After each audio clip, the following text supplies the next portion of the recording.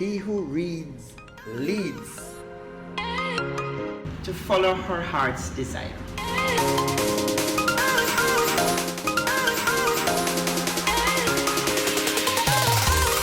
As we go through life, we sometimes find ourselves in situations where we feel as though there is no way out. There is no one in our corner. We feel boxed in. Imagine the powers that be ignoring our pleas for help. And in the same breath, we feel as though our hands are tied. But guess what? Help is on its way. Point to Point podcast was developed with you in mind. This is a space where we'll highlight various points affecting you, our listeners, and by doing so, point you to possible solutions. Welcome, welcome, welcome. I am Joy Bennett, marketing and communication specialist, entrepreneur, and content creator.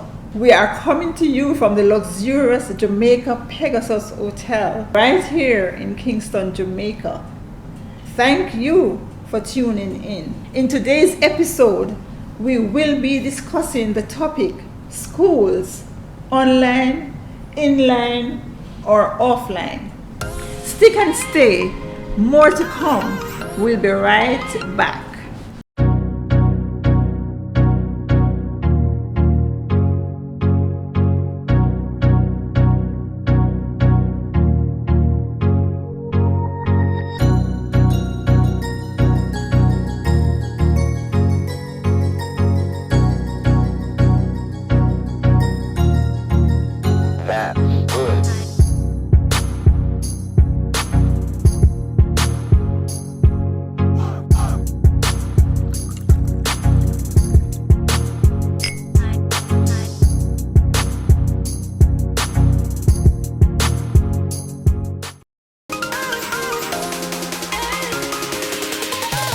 Welcome back to Point, and thank you for staying with us. My guest this afternoon is Mr. Paul Messam, principal of the Red Hills Primary School. He is a multi-talented gentleman. As he writes, he is a licensed guidance counselor and the recipient of both the Governor General and the Prime Minister's Award for Community Service. Thank you for sharing this space with me this afternoon. Thank you for having me. As we look at the future of our children's education, especially since the onset of the pandemic. Thank you so much for having me. It's good to be here. I'm happy that you're here. What a time we are living in. Who would have thought that in the 21st century we could have seen something like this? A global pandemic, never seen before, where the world basically came to a standstill. Governments not knowing what to do, citizens becoming fearful and mentally disturbed, the health ministries across the globe struggling to find solutions to prevent thousands from dying. Economies shutting down, resulting in so many of our nations, especially the very small ones like our little country Jamaica, experiencing economic decline, resulting in loss of jobs, taking pay cuts, employees forced to revert to the virtual platforms, and importantly, not being able to socialize. In my opinion, one of the most important elements in any human being's life is education. Education will set the path on which one travels from childhood to adulthood. Education, for the most part, determines one's ability to have a successful and full life. According to Mehmet Murat Ildan, an uneducated society will eventually turn into something lower than a herd of animals we do not want that for Jamaica. So much has happened in our educational sector as we battle with this dreaded virus, preventing us to continue in normalcy and has uprooted our education system. Mr. Messam, as both principal and parent, what are your thoughts on what's happening? What are your thoughts on this? In terms of the whole economic and the whole pandemic and so on. Well, it has been wreaking havoc within the system, but we are trying from all angles to see how best we can navigate and manipulate this whole pandemic. If I go a little further, in many of our schools, the children have to be staying home. Well, it can't be normal school in terms of everybody out in the school and the classroom. So some have to be online and some have to be at home. It's a challenge because many of our students, especially in the rural areas, do not have the facilities in terms of computers, in terms of tablets, in terms of interconnectivity, and even the basic cell phone. Many of our students have challenges with even the cell phone and credit because many of our parents are not wealthy parents. They are hardworking and trying parents. So that is a problem. However, with the ministry's intervention to the PATH program, with some students on PATH getting tablets, they just say from 4 to 6 and from grade 7 to 9 and so on, that has been helping. And we are encouraging our parents to encourage our children to be online in their classes, pay attention and learn as much as they can based on the situation. It's not the ideal situation to have them at home because they are not being monitored as how they should have or could have been, because parents have to work, because parents have to work to survive, and there are teachers online, and teachers online cannot stretch their hands through the computer or the phone. They have to they monitor them through the and we're gonna get to that a little further as we get into the podcast. But I can remember my school days. It was so much fun. I used to love going back to school after the long summer break to see my old friends, and always looked forward to going to higher grades, learning new things. We got the opportunity to see our teachers face to face and get real-time answers to our queries. We were able to help each other as we studied in little groups and bounced ideas off of each other. Now, since 2020, that has changed. Students are now forced to a new way of learning.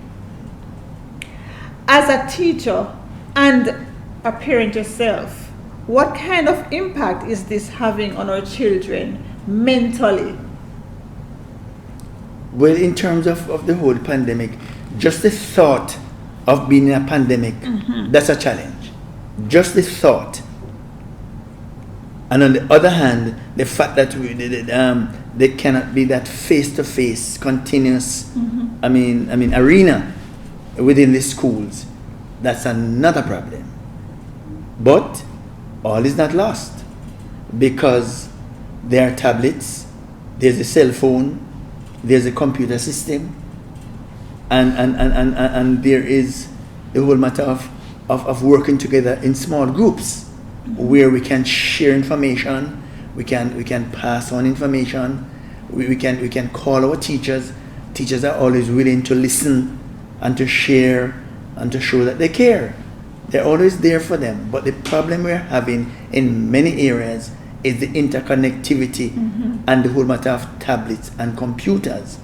It would be ideal if all our students in all our schools, whether urban or rural, would have a computer and or a tablet plus a cell phone. That would be ideal, and that would go a far way. But since that's not the ideal, teachers usually try to help the students as best as they can in sharing, in networking, in group work, in doing home assignments, in doing projects, in reading, in studying, Yeah. and learning as each day passes. So teachers are encouraging all our students to read ahead of the teachers. Okay, and that's Reading, important. one school of thought says, reading maketh a man. And one writer said it helps women too. But when he said a man, reading. And I would encourage through this medium that all our students from all stages, whether prep, primary, high school, university, to read a little more. The first time I went to New York, I've never seen so many people read. And I would wish that all of Jamaican would adopt that principle of reading. We need to read more. One thought says, the more we read, the more we know. The more we know, the smarter we grow. Exactly. Reading takes us places. When we read, we learn more. We know more. And we are able to share more. So I encourage all of us, including myself, to read more. To read more. Read more. Read morning, noon, and night. Read the Bible. Read magazines. Read the newspapers. Read billboards. Anything you can get your hands read on. anything you can get on. And in addition to that, I would encourage all of our students also, each day read a book. Or each week a new book. I tell you, and also, each time you read a book, learn 5 new words. Just 5. And at the end of the week, let us say 5 days a week, that will be 35 words. Interestingly, as you mentioned about read a book a day, my niece who is in 3rd form now, Shavika Anderson, she goes to Knox Community College up in Spalding. Since the onset of COVID, she has read 1,000 books. Oh, that's wonderful. And I said to her that I'm going to bring her on my podcast because she can be an example to so many other students. Yes. She has used her downtime. If their internet is not working, when school is out, she reads. She has read 1,000 books. It's important for us to read, whether we are children or adults. We need to read and read more. Yes. One writer says, as you mentioned that, the leader who leads. Exactly. He who reads leads. And reading maketh a man. Reading takes you places. Be like the wise old owl. The more he listened, the more he learned. The more he read, the more he knew. So that could be one of the solutions for students who possibly don't have the wherewithal to go online, they don't have the facilities, yes. But it doesn't mean that you can't read. You're still learning something. Yes, because the government... Read what the school that is sent to you from your teachers, right. Read. The Ministry of Education has given the schools books. There's a book project where all schools have gotten books. So it's for the students to make use of those books, read ahead. And this is where the parents come into play. The parents must give more support to their kids, to their children. We know it's a challenge because they have to work. And when they come home, they might be tired. But we have to try. We have to try. And work as a team. We have to try. Organize study timetables at home. Work together. Because build together. Education is key. Education is key. Important. And teamwork makes the dream work. Yes. At this point, very interesting information here. Please don't go anywhere because we must take a quick break. We'll be right back.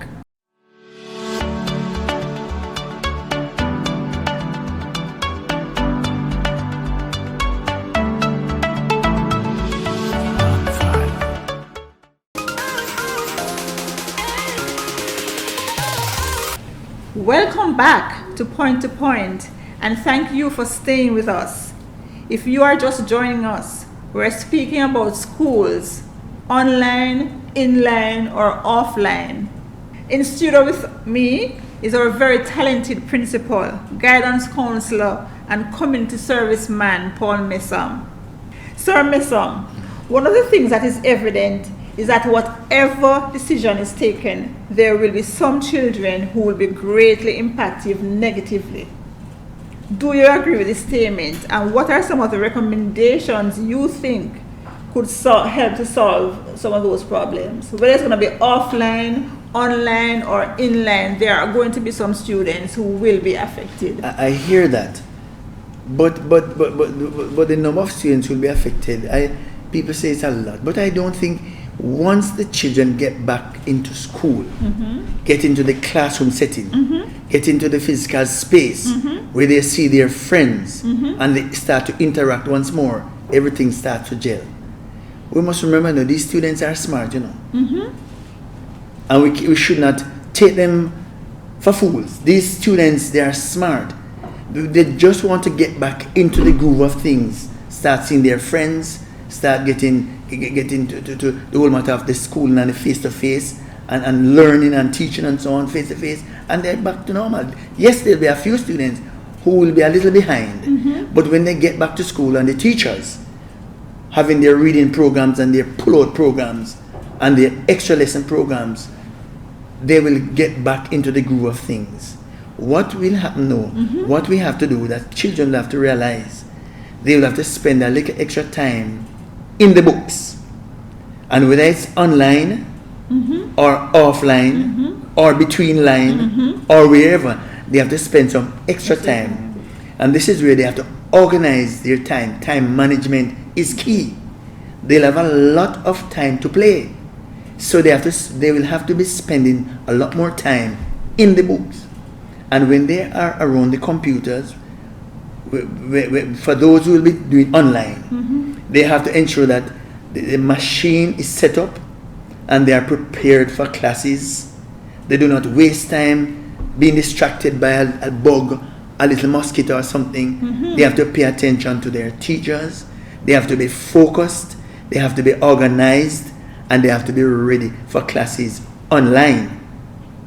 Too many times you have heard of children logging in and then camera off, and they are not too sure if they are online. However, we must commend those students who are online, who are paying attention, who are prepared for classes, who have all their books, pencils and sharpeners and rulers ready to learn. And you do have those students. And we do have those students, and we commend them, and we give them all the support, and we encourage others to get on board, to get organized, and to ensure that they are ready for classes and prepared for classes. The online can be the same as face-to-face, and there's no substitute for face-to-face. However, we have to work with what we have. It is what it is. And may God help us that this pandemic or this COVID, whatever, will leave our shores in short order. We may have to pray a little more, fast a little more, and maintain our protocols, of sanitizing and wearing our mask and our social distance, our physical distance and so on. But our children need to spend more time reading, writing, spelling, and using their time wisely. There's absolutely no time to waste, because this pandemic has taught us to use our time wisely. Not all the students have computers, not all our students have tablets. However, many of our students have cell phones, and those who have tablets make use of it. And we can share. We can share information. We can do more networking, read ahead, plan ahead, get in touch with our teachers, and being involved in our PTA meetings, our group meetings, and be aware of what's happening and ensure that we are on top of things. And the students need to take responsibilities. Oh Lord, have mercy. And the students need to take responsibility. We all talk about rights, and everybody have rights, but we have responsibilities. We are responsible to be organized. We should be responsible to have our things together. We should be responsible to be prepared for classes. We must be responsible to be on time for classes. We must be responsible to behave. Do your homework. Online. We must be responsible to do the homework and do it properly.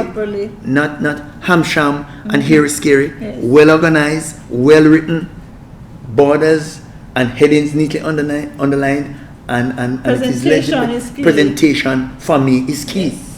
And There are start early. Start early. And some people say, well, they want to look at the content. For me, presentation is key, content is key. Wow, interesting information here. We have been highlighting the effects of children, but I think it's also safe to say that there are two more important stakeholders that are invested in children's education, and these are our parents and our teachers. This is new to them too. As a matter of fact, it's new to all of us. However, teachers are finding it difficult in a lot of cases to keep the children engaged, especially those in a virtual space. They feel empty not being able to reach their students as they would like. Because you have teachers who are serious about their work and they want to ensure that their children are learning. Parents are tearing out their hair because they too are frustrated.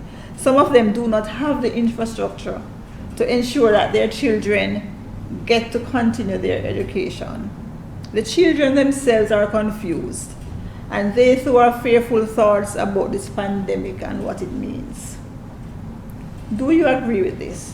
And as a principal who has to deal with both teachers and students, what has it been like? Well, first, let me commend all our teachers in all our schools for the hard work they are doing. Let me commend them, because most of our teachers are working very hard. I have no with doubt the limited resources that they have. or with the resource they have. So I commend all our teachers in all spheres of life. I know personally they are doing their best. Teachers, they are up late. In fact, they have been transferring their classroom to their homes. Their work never done. So their work is never done. They work from sun to sun, and the teachers' work is never done. So I commend all our teachers in all our schools, in all our parishes. And I would encourage them to continue to work with the resources they have. I know they do their planning still. They still do their lesson plans. They still do their markings, whether online or in their books. Because there are still some teachers who they have drop-offs where the students do their work in their from their textbook in their exercise books, and they have their drop-off at school, and teachers go to school and mark, and they mark online. So we commend our teachers, and they are trying their best. Parents now need to realize that it's an unusual time. We have never experienced this before, not even my parents or grandparents. So we have to go with the flow, and we have to support our children as best as possible, and support our teachers. Our parents need to keep in touch and stay in touch with their teachers, and find out what's happening. They have WhatsApp groups. Ensure that they are part of the WhatsApp group, and being respectful in the WhatsApp group. Ask the right questions to find out. And when you find out, you say thank you, and you move on. Right questions and with the right attitude. With the right attitude. And that goes without saying. We just have to remind us what they already know. Yes. And so, we commend all the parents who have been trying their best and working their children, and we encourage others to get on board and to provide the materials for their children, whether it's the cell phone, whether it's the phone cards, whether it's the internet, whatever, to ensure that their children get online and get in line. Get in line. Because that's what we have to be working with for the time being. For the time being. Yes, sir. And we have to work with what we have. Yeah. And I would encourage them to pray about it. Pray and work. Pray and work. Get help. Ask for help. Work both hand in hand. Eh? Yes.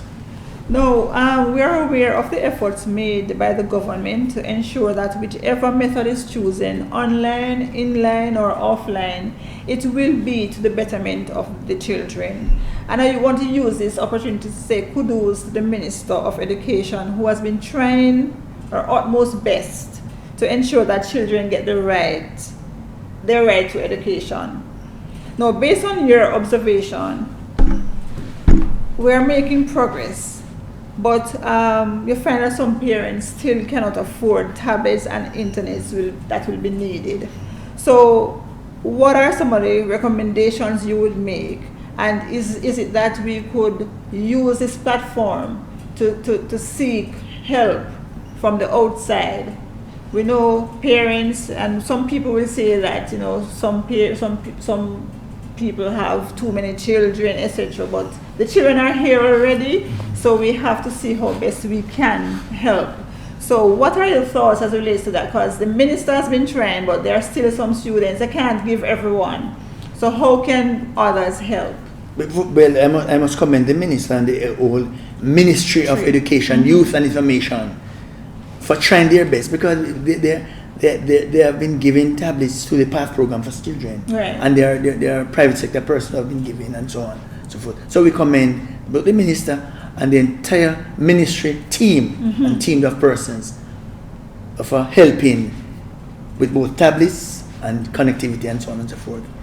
But what I think parents have to probably step up to the plate a little bit more. Some parents, okay, and they might have to. There's a plan where they own their own device, where the government offers some help for parents to get devices and so on. So parents can do a little fundraising. They can ask for help from overseas. They might have relatives overseas, abroad. Ask for a little help, and when they get the help, ensure that the tablets or the computers are cared for the purpose it came. Yes, one of the problems when the students and when the children get the tablets or computers, in no time you hear it's damaged. So we have to encourage all our children to take care of the resources, whether it's tablets, whether it's cell phone, or whether it's computer system. They need to take care of them, handle them with care, and use them for the benefit of the education system, for benefit themselves. Special care has to be taken because these devices are very technical and you know. But the parents can continue to seek help, relatives here or overseas, and save towards something, save toward buying a tablet, a computer for the children. You know, you can't go wrong by saving to buy something for the benefit of the child. Your child. And the child appreciates it, knowing that you have worked so hard and you have saved so he can get a tablet or a computer. So it's important, parents and students, that we take care of the devices that we have. That is going to be very important in ensuring that we have continuity as it relates to our children's education. At this time, we're going to take a final break. Please don't go anywhere. When we come back, we'll have more.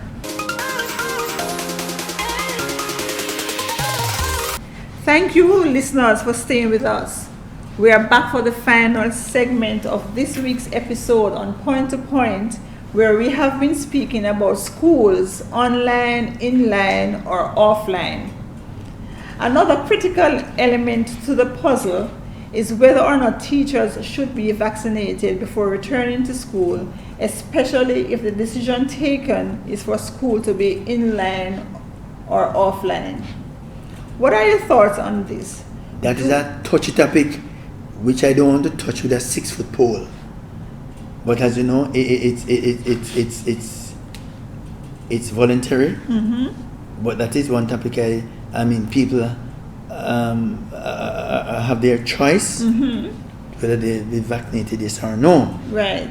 Based on their religious beliefs, based on their research, based on whatever. So that is something that is left to individual persons.